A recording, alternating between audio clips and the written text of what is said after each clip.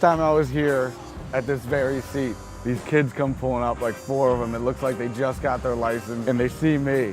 So they just go, yeah, Ben, dude, you're the man, yeah. And then they just nail this nice ass Mercedes right here. And I'm like, ah! Talk about instant karma, that's that.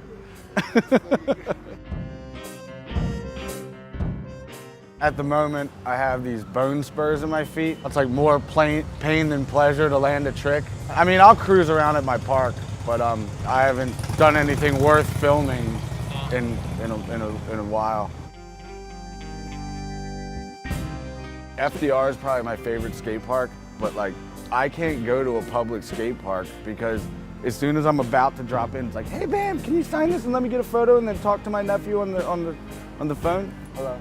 Hey, how you doing? But yeah, that's what happens at skate parks, and it's like I'm a dick if I don't do it, and if I do it, then I can't even break a sweat because I can't even skate. And not to mention, it's so uncomfortable.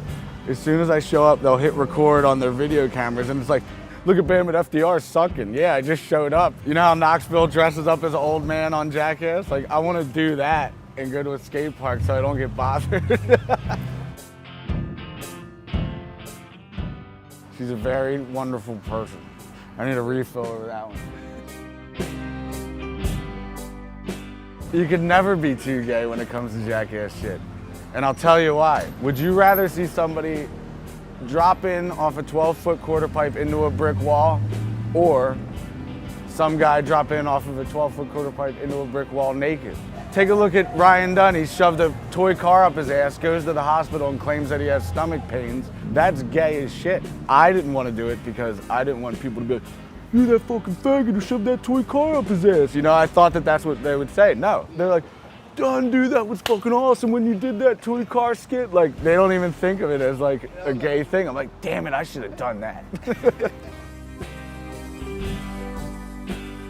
I'm kind of stoked on the Hardogram still, but it was kind of a battle once Warner Brothers bought him for $4 million for a record contract. They were stoked and bummed at the same time that I would have like a Hardogram on my front door and I'd have like 45 Viva La Bam episodes and they'd see it on every episode. So, you know, the record label was like, dude, like, I think people are starting to think that like the Hardogram is your thing. I'm like, well, dipshit, it's promotion. If anybody did any research for 4 minutes, they'd realize it's my favorite band. All it does is help them out in the long run. I was like one big ad for him. What's that?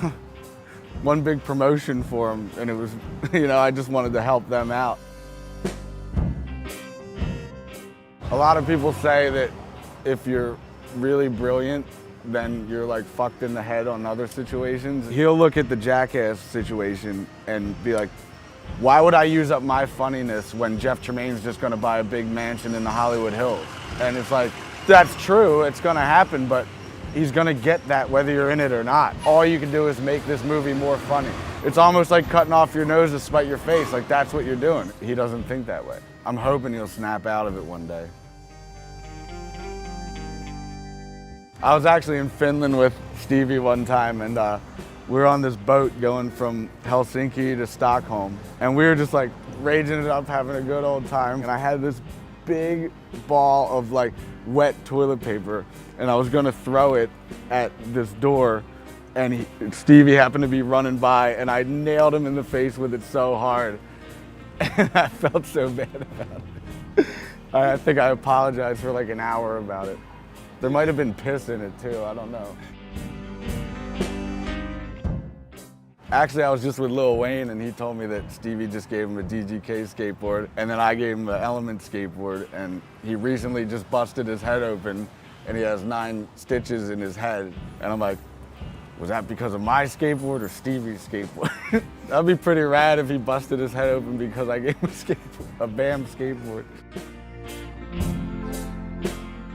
I was reading an interview with him on like Rolling Stone, and it said, if you could meet anybody that you want, who would it be? And he goes, probably that nigga Bam from Pennsylvania, because he looks like he don't give a fuck. So once I saw that, I was like, hell yeah! And then I went and bought out all of his albums, and I love them. I just sip on red wine on airplanes because I'm on them all the time, and I just sit there with no headphones on, and I think of the stupidest things I could come up with. And I was like, all right, Mike Tyson bit off Evander Holyfield's ear. Why don't he bite off my fucking ear? Or why don't Evander Holyfield bite off my ear? We'll call it the Evander Holyfield redemption. Then he'll feel better about what Mike Tyson did to him. Paramount actually calls them up to see if this is possible. And they call up Mike Tyson. He got offended and said no. I say, well, call up Evander Holyfield. But people are like, you're willing to like lose half your ear over this? I'm like, fuck yeah, you know the street creds I'll have from having a missing ass ear? And they say, how's that gone? And I say, Evander Holyfield bit it off. Probably need a shot at absinthe before I do something like that. Because that's gonna fucking hurt. I mean, I would tell you the truth, dude, I'm more scared of this free lunch than Larry King.